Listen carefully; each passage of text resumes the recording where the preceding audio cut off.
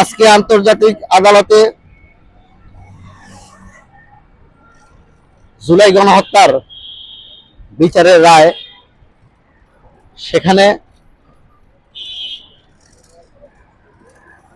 শেখ হাসিনার বিচারের রায় দিবে আজকে, এবং আওয়ামী লীগের এলাকা শাটডাউনে জনগণ কতটুকু সাড়া দিয়েছে আপনারা দেখতে পাচ্ছেন। রাস্তা সম্পূর্ণ ফাঁকা রয়েছে। আমরা এই মুহূর্তে আছি বনানী মোস্তফা কামাল মাঠ এবং লেক পার্ক দিয়ে যাচ্ছি। জনগণ সাড়া দিয়েছে। আওয়ামী লীগের শাটডাউনে তেমন একটি বাস যানবাহন চলাচল করছে না, রাস্তা সম্পূর্ণ ফাঁকা রয়েছে, আপনারা দেখতে পাচ্ছেন।